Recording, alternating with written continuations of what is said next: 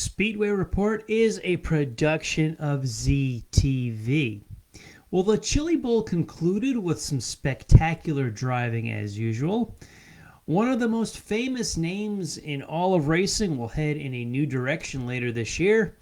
And why can short track organizers not work together? Why? Why? All this and more. Welcome to Speedway Report. It is Monday, January the 18th, 2021, from the shores of Lake Norman in Race City, USA, Mooresville, North Carolina. I'm Patrick Reynolds, and thank you for joining the fastest half hour in racing. Thanks for catching us live on Facebook. You can also subscribe to our YouTube channel. We'll get deposited right into your inbox every single week. Just go to YouTube, look up Speedway Report with Patrick Reynolds on this day that honors Martin Luther King Jr. Welcome. Thanks for tuning in. Let's jump right in with the Speedway Report Victory Lane Lap. Yep, we're coming through January, about halfway through. That means we're that much closer to the magic month of February. We do have results trickling in. World of Outlaw late models. We're going to talk about the bigger picture on this one, but let's talk about for what it is for the moment. The World of Outlaw late models opened up down in Volusia, Florida. Getting a tune-up there for February Speed Weeks. The Sunshine Nationals, a 3-night series that raced this past weekend. They got 2 out of 3. That's better than Meatloaf's odds even. On Thursday night, Kyle Bronson was your winner after Kate Dillard and Darrell Lanigan got together racing for the lead late in the race.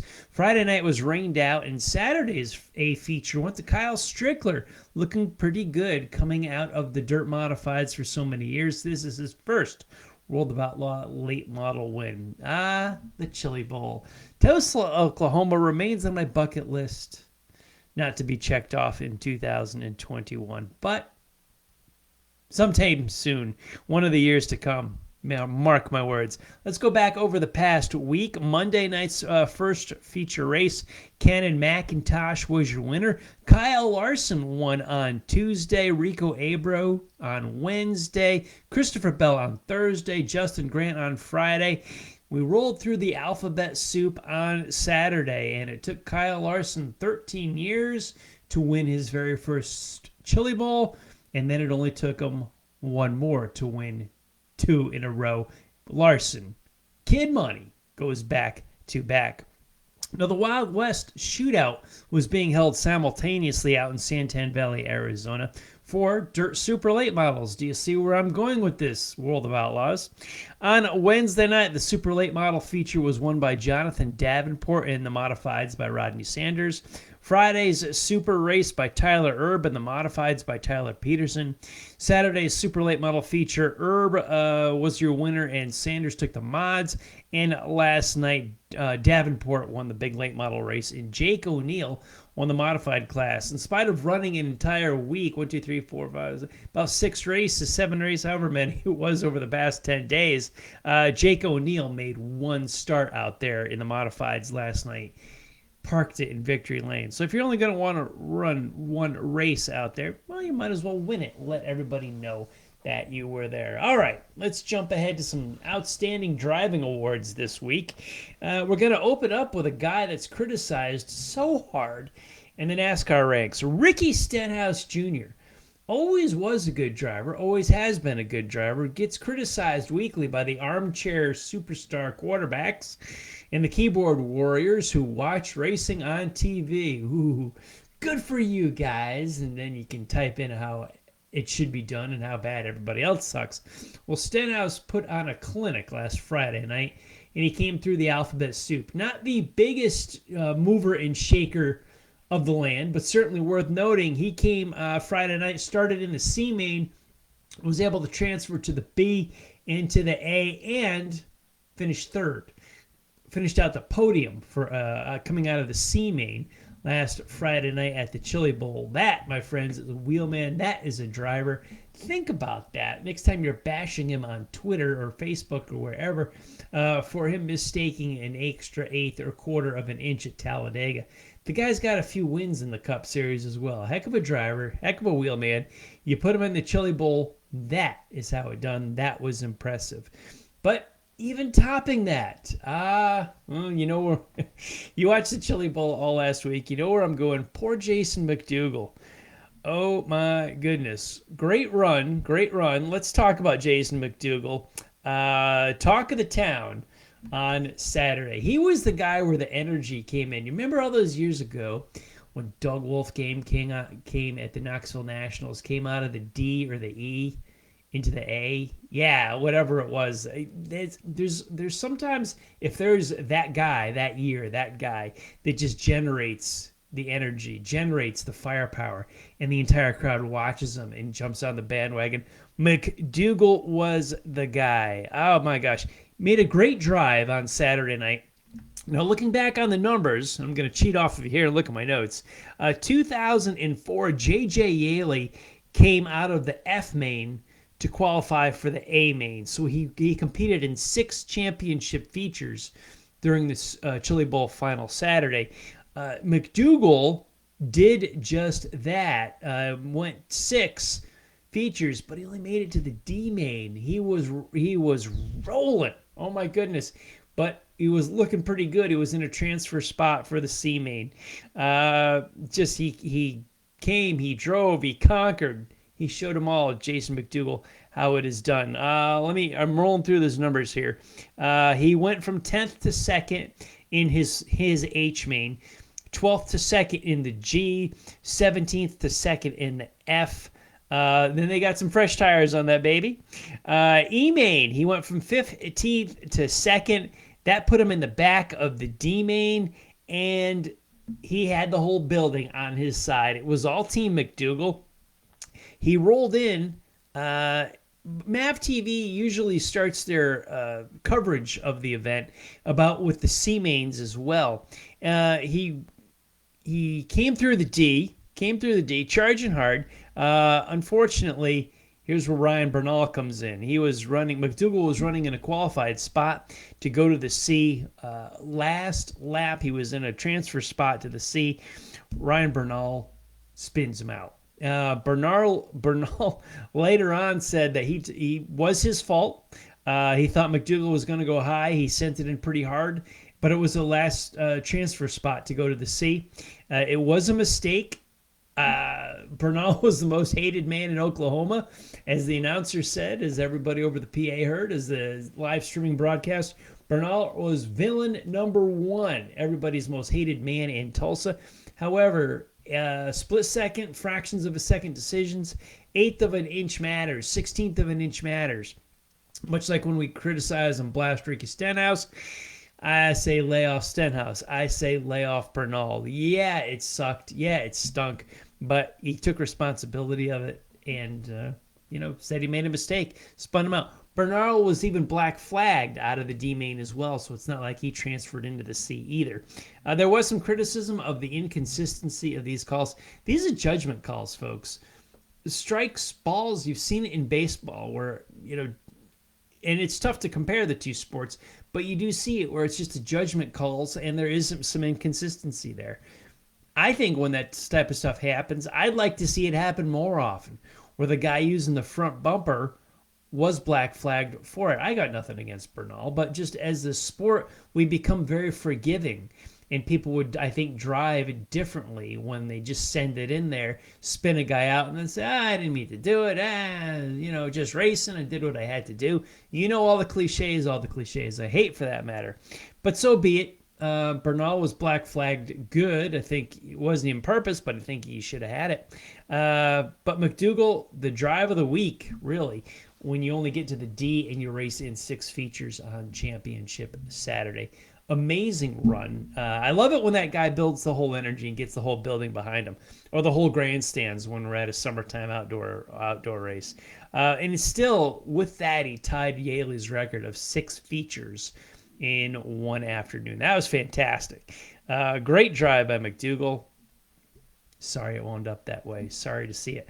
On the flip side of that, there was some unknown drivers there. There was one guy that caused a wreck as he started on the front row of his heat race, and he had a car for the Chili Bowl.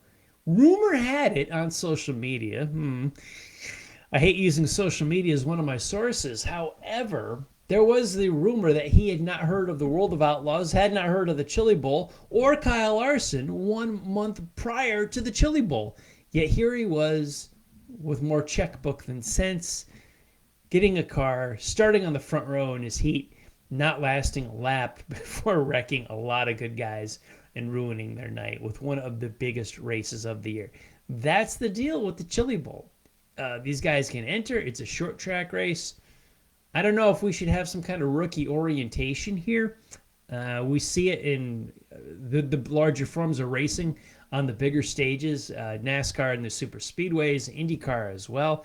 Do we need rookie orientation or some kind of stricter guidelines for guys to enter the Chili Bowl? With such a small track, and I wouldn't think that anybody would have the lack of common sense to enter this thing when they didn't know what they were doing. Evidently, we do. Maybe we do need to look at some more resumes more closely here. We obviously do. I think it's the magic of it that anybody can enter it, as we've had entries in this race in the field from all over different forms of racing. However, when somebody's just like that, at least start them in the back of a heat race. I did that in my very first street stock race. I didn't know what I was doing. It was in Lebanon Valley, New York. I think it was just a blind draw. They didn't care. There was about 15 cars, 20 cars, something like that. I don't remember. I was going to start fairly close to the front. I went and told the officials, I'm going to start shotgun. It's my very first race. I don't know what I'm doing. I'm going to start last in this thing just because I don't want to cause any trouble. I'm just trying to race, just trying to learn. I don't know where the common sense was, where if I just never heard of racing before, never heard of the Chili Bowl, a month later I've written a check and I've got a car, and suddenly I'm starting on the front row of a heat race. I don't know. Maybe common sense needs to override the rule book on this one. It certainly seemed like that on the Chili Bowl, with some troubles that they had in the week of just, not Jason McDougal's or Kyle Larson's of the world, but just guys, people showing up with cars. Put them on the front row of the heat. Come on. Where's the common sense? Throw them in the back. Why? Because you're the officials, and you can, and you should. One of the bigger names in motorsports ever, the family tree, Andretti, is heading in a new direction. Marco Andretti will not race full-time in the IndyCar world this year. He will race committed to the Indianapolis 500, but other than that, a little bit of a gray area with where he is. I read an article. I rarely promote other websites other than SpeedwayReport.com, but there was a very good take on Marco Andretti's career on Racer.com that I read by Robin Miller. It reflected a lot of things about Marco that I've thought of in my head, but I had not taken my fingers to a keyboard to write them down. Marco has had the door-opening, God-given last name, which in my head, I use the same words that Robin Miller used in his article. What a blessing, and yet what a curse. Marco Andretti is a good race car driver, but he's got a last name, and his grandfather Mario and father Michael, impossible numbers to live up to. But at the same time, Marco has never needed to fight for a seat or for sponsors. He's in his 30s now, but he was a go-karter, came up through the ladder ranks of the IndyCar world, and he was at IndyCar at age 19. Very competitive guy. I often thought what the world would look like, how different the IndyCar landscape would look like if Marco had held on to win that 500 in 06. 19 years old in his first start in that amazing race. This was the one where Sam Hornish passed him right before the checkered flag, and Marco finished second. He still never won the race. Had a pole-winning run last August for the 500. Never led a lap. Dropped, finished out of the top 15 of the race. Just was never competitive to run up front. He's, in my opinion, looking at him, and I've talked to Mario, to Michael, to Marco. I've been very blessed and privileged, Aldo for that matter, to interact with these gentlemen up at the Indianapolis Motor Speedway briefly, somewhat, at length at times, but you do get a flavor to sit, to talk, to chat, to ask a few questions of them, get to know them slightly. I don't know any of them well, but I've had a privilege to talk to all of them.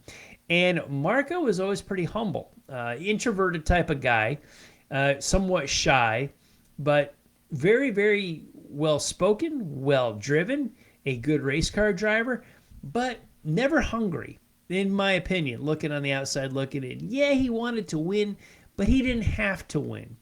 Some of these guys, you know how they are. They work in the shop, they sleep in their car, they eat peanut butter and jelly sandwiches just to try to make a living, to scratch out an existence in racing. Work on somebody, live on somebody's couch, live out of a backpack, just do whatever it takes. Marco never had to do that. He was born into this. He was a teenager, was winning in Indy Lights, bumped up to IndyCar when he was 19. But we got to look at the facts, the numbers, and really what it was. Numbers don't lie when it comes to this stuff.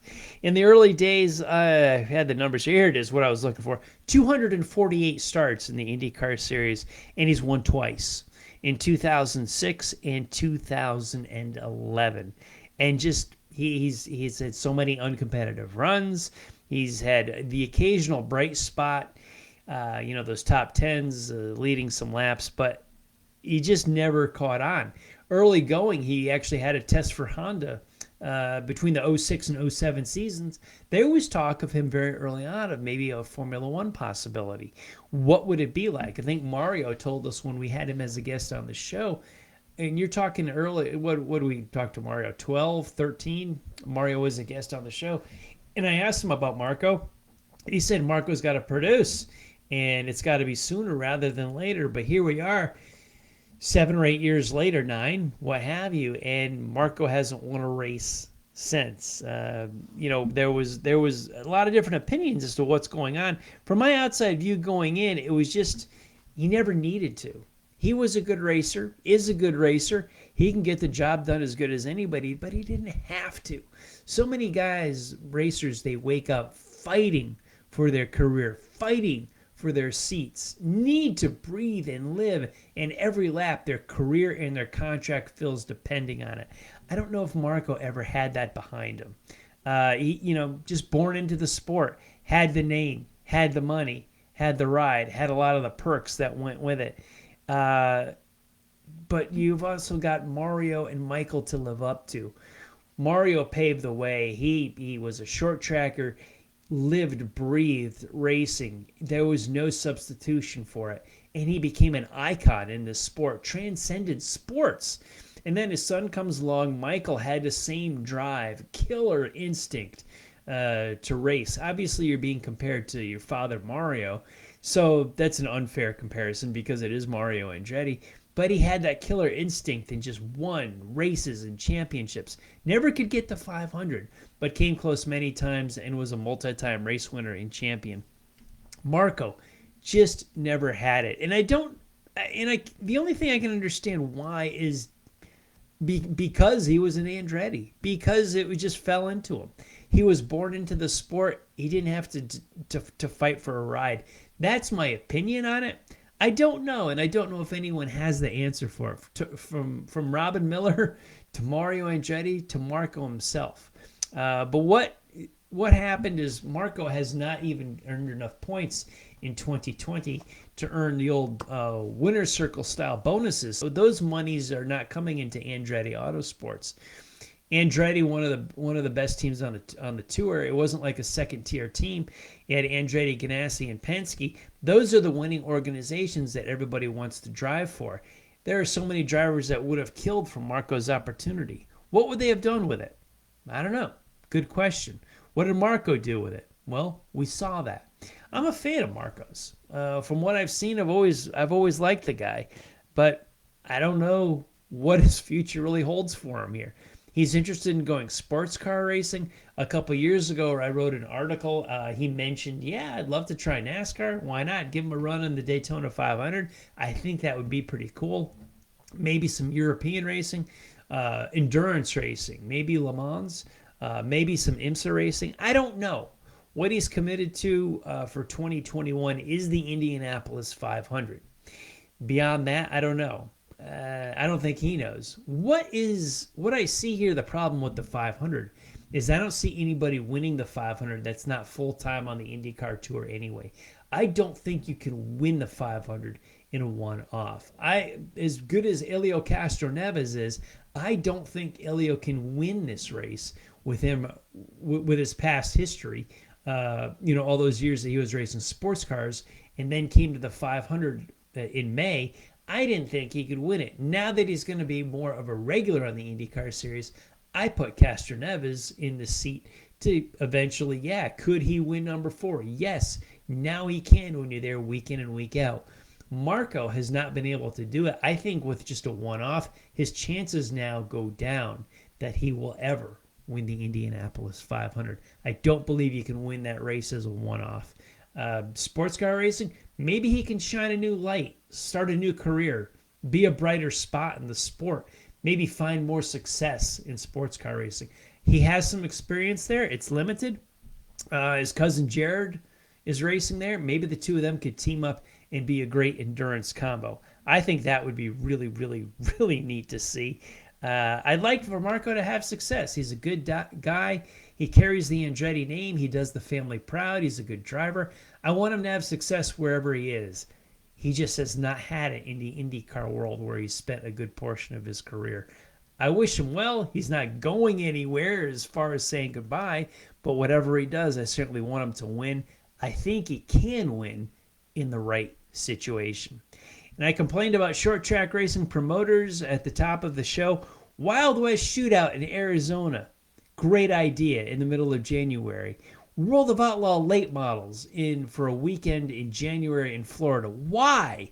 They're going back in 2 more weeks to race speed weeks down there. I know why, because you got to stick the knife in the side of the Wild West Shootout in all the Lucas Oil late model guys that went out to Arizona.